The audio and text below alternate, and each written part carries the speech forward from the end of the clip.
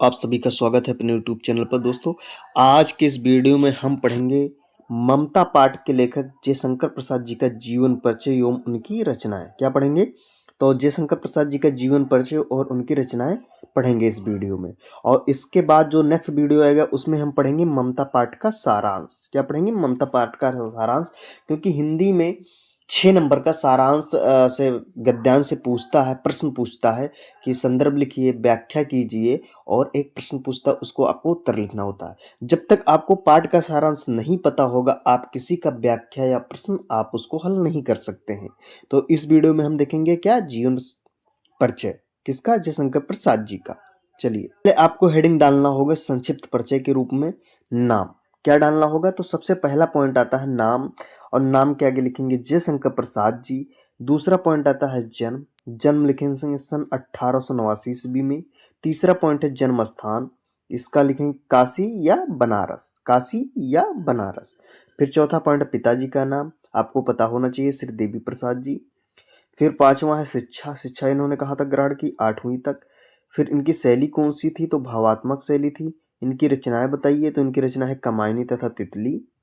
इनका निधन कब हुआ था? तो इनका निधन हुआ था सन 1937 ईस्वी में।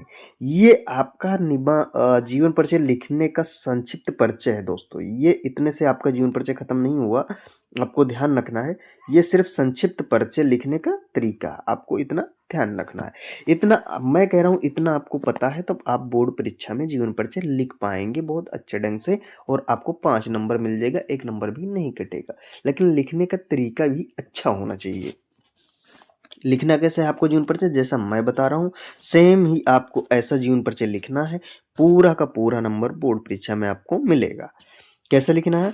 फिर हेडिंग डालना है जीवन परिचय। लिखना कैसे है? छायावाद युग के स्तंभ एवं हिंदी साहित्य के महान कवि, नाटककार, निबंधकार बाबू जयशंकर प्रसाद जी का जन्म सन 1889 ईस्वी में काशी के एक प्रतिष्ठित सुगनी साहू परिवार में हुआ था। कहाँ हुआ था? तो काशी में के एक प्रतिष्ठित सुगनी साहू परिवार में हुआ था। फुल स्टॉप लगा के आगे लिखना है। इनके पिताजी का नाम श्री देवी प्रसाद था, यानी जयशंकर प्रसाद जी के पिता का क्या नाम था? तो श्री देवी प्रसाद जी, आप पहले ही देख चुके हैं। फुल स्टॉप लगाना है, इसके आगे फिर लिखना है, स्टार्ट करना है। इनकी प्रारंभिक शिक्षा घर पर हुई और बचपन से ही ये क्या थे? तो प्रतिभावान थे। अब यहाँ से आपको बहुत लोग कहते हैं मैं भूल जाता हूँ, जीवन परिचय याद करता हूँ।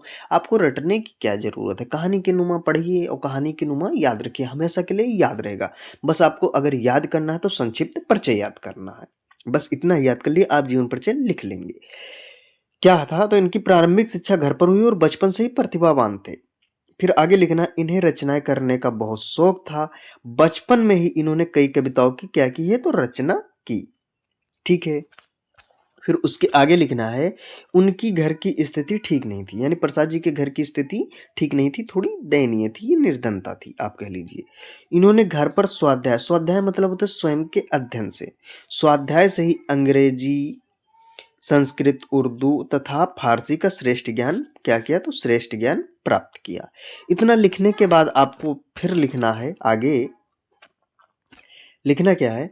माता पिता और बड़े भाई की मृत्यु हो जाने पर इन्होंने व्यवसाय तथा परिवार का उत्तरदायित्व संभाला ही था कि इनकी पत्नी की क्या होगी? मृत्यु से इनके ऊपर दुखों का पहाड़ टूट पड़ा। मतलब समझिए कि एक ही परिवार में अगर 4 सदस्य की मृत्यु हो जाए तो व्यक्ति की जो हृदय होगी एकदम झकझोर जाएगा। पहले माता पिता की मृत्यु हुई और फिर बड़े भाई की, और उसके बाद इन्होंने जैसे ही घर बार संभाला, व्यवसाय संभाला, उसके बाद इनकी पत्नी का क्या हो गया? तो देहांत हो गया।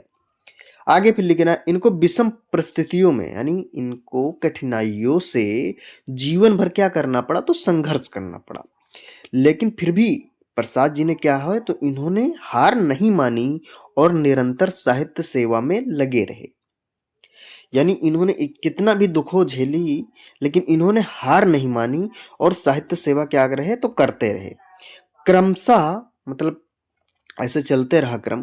प्रसाद जी का शरीर चिंताओं से क्या हो गया? तो जर्जर हो गया।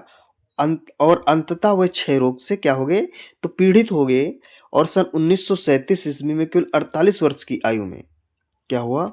सन 1937 ईस्वी में केवल 48 वर्ष की आयु में ही इस संसार से क्या ले ली, विदा ले ली। यानी सन 1937 ईस्वी में प्रसाद जी का क्या हो गया, तो निधन हो गया, या देहांत कह लीजिए, देव अवसान कह लीजिए, आप इतना हो गए।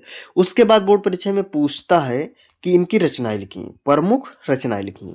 तो जैसा मैं लिखा हूं, आप अगर इस तरीके से, बहुत होता है, बहुत लोग कहते हैं अरे सर जी आप इतना बता दिए, सिर्फ 2 रचनाएं पूछता है। मैं कहता हूं इस तरीके से आप पढ़ेंगे तो आपका जो बहुविकल्पीय प्रश्न आता है कि विधा बताइए, नाटक के रचनाकार बताइए, इस नाटककार के रचना बताइए, तो आपको वहां भी 2 नंबर मिलेगा और यहाँ भी। तो इस तरीके से पढ़िए कि आपका बहुविकल्पीय प्रश्न भी क्या हो जाए, कवर हो जाए। अब रचनाएं में आप लिखेंगे प्रमुख रचनाएं, फिर हेडिंग डालेंगे नाटक। नाटक में क्या आता है, तो चंद्रगुप्त, स्कंदगुप्त, अजातशत्रु, ध्रुव स्वामिनी। ये किसकी रचना है, अगर पूछ ले बोर्ड परीक्षा में, तो जयशंकर प्रसाद जी की रचना है। इनकी विधा क्या है, तो विधा क्या है, नाटक है। कहानी के अंतर्गत लिखेंगे छाया, इंद्रजाल, आकाशदीप, प्रतिध्वनि। पूछ ले बोर्ड परीक्षा में बहुविकल्पीय में किसकी रचना है, तो जयशंकर प्रसाद जी की है। इसकी विधा पूछ ले तो कहानी है। उपन्यास फिर हेडिंग डालेंगे, लिखेंगे कंकाल, तितली, इरावती। इसको आप अपूर्ण मानिएगा, अपूर्ण, ये इसकी पूर्ण रचनाएं प्रसाद जी नहीं कर पाए थे, आपको ये ध्यान रखना है। उसके बाद है काव्य। काव्य में इन्हें कमायनी, झरना, लहर, आंसू, और सबसे इंपॉर्टेंट जो फेमस है कमायनी है, आपको ये ध्यान रखना है। तो दोस्तों वीडियो कैसी लगी कमेंट करके जरूर बताइए। अगर वीडियो आपके लिए अच्छी लगी हो और आपके लिए यूजफुल हो तो वीडियो को लाइक कर दीजिए, और चैनल को अभी तक सब्सक्राइब नहीं किए हैं तो सब्सक्राइब कर लीजिए, और अपने दोस्तों के साथ शेयर जरूर करिए। मिलते हैं नेक्स्ट वीडियो में। जय हिंद, वंदे मातरम।